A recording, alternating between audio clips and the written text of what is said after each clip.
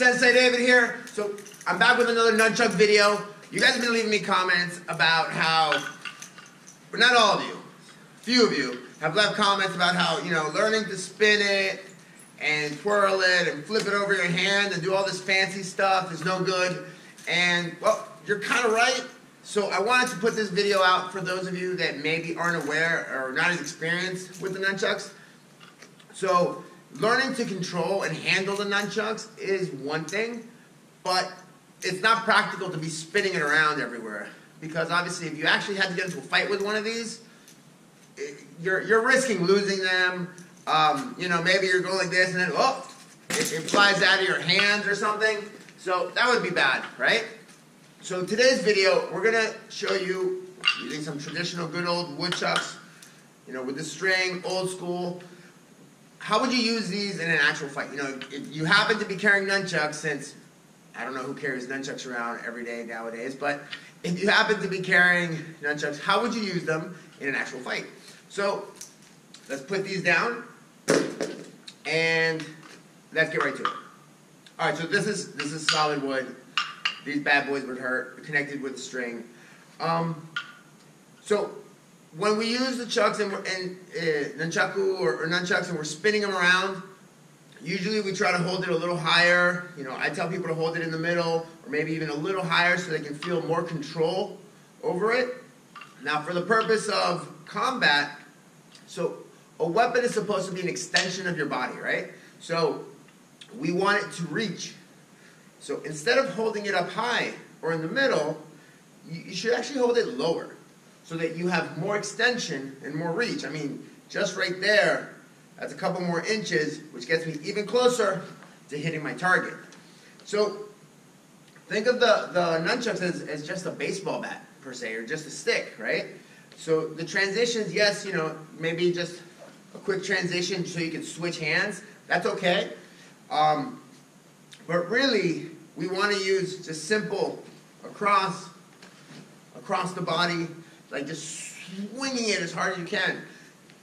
So you have obviously across, we have up, we have down. Very simple, just simple slashing, striking types techniques, which is how it would actually go down. You're not going to have time to be spinning it around. Now, like most martial arts, I keep saying, the more skills you have, the better your chance of success. So, look, if you can do a backflip, I don't think doing a backflip in the middle of a street fight is a good idea. But who knows, maybe there would be a circumstance where, you have to jump off of something, and because you could do a backflip, or you fell off of something, because you have that skill and that talent, it gave you an edge in that circumstance. So that's my perspective on things, that, the more skilled you are, the better your chance of success. So let's practice some of those. I'm going to do with a grip right in the middle. Remember, the grip, try it for yourself. The higher it is, the more control. Middle, kind of overall.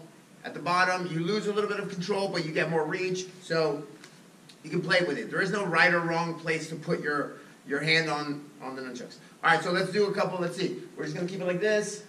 We're going to go over, like that.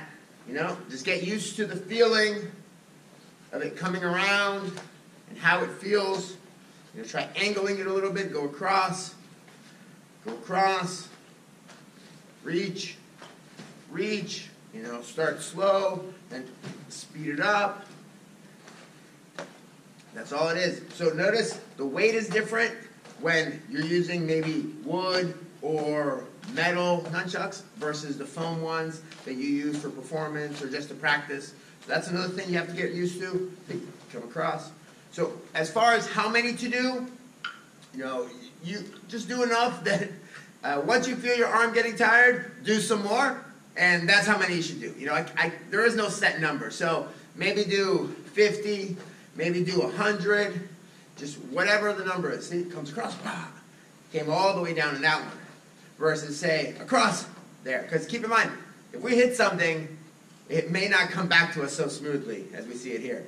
A transition you can do is across. You go side to side, across, do like this. Go, watch, I'm going side, to side, and then it comes behind. I'm really cranking it across as hard as I can. See how close I can get to the camera without hitting it, right? Let's see. Can we get to the camera? Whoa. Whoa. I don't want to hit the camera, but whoa. All right. I don't know how close that got, guys. Again, you want to do a transition, you can do the single transition. It comes over right there. Keep in mind, it has to come straight back. A lot of people sometimes have a hard time getting the nunchuck here. Well, you want it to fold all the way over. Notice the position of my hand. It just flips over right there. Yeah. Also, when it's flipping over, if we're holding it up higher, sometimes, see, you're not going to get as much of the nunchuck coming over.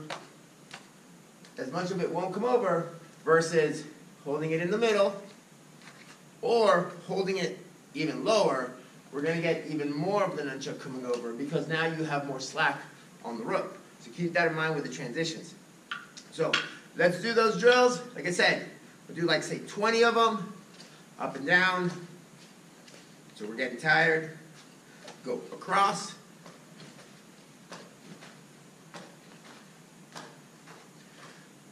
Oh, go around. Go around. Now, keep in mind, you can do all these drills with the foam ones, the practice ones, to avoid hitting yourself. But if you want to learn what it's like to use them for combat, then yes, you should get yourself some metal ones or hardwood, just so you can feel the difference in the weight. There's a clear difference, and some of the wood is even dense. So it's a little heavier than, say, these. These are not too bad. These are actually kind of light versus some thick redwood or just a heavier piece of wood. Get used to not standing still like this. Right now, I'm kind of in a fixed position, so you guys can see me. But try to do it in different stances. Try to do it moving, advancing. With power. Don't just gently do it. We want to pretend like we want to hit something, which is why I suggested, you can try this. You go get yourself a watermelon or a pumpkin or something, set it up, and give it a good swing, or set up a couple of them, and just test your aim on how well you do at hitting a target. Keep in mind, you hit someone with this, it doesn't mean you have to be a headhunter going for the face. You hit the hand, you hit a leg, a knee. This is horrible. This hurts. Let's not forget that the nunchucks also gets into things where you can just strike with them. You could wrap it around someone and try to choke. You can pull. So there's other things you can do with these other than swing them around crazy like, right? So that's it for today, guys. If you have any questions or comments, leave them down below. Let me know your thoughts. Keep an eye out for the video on how to make your own nunchucks. That's right. I think I'm going to go in the woods, find myself a nice piece of stick, or rip one off a tree, and we'll make some nunchucks. And then I'll show you another way of you can make some nunchucks at home with just some things you can find around the house. So if you like the video, leave a comment down below, shoot me a message, and until next time, keep training.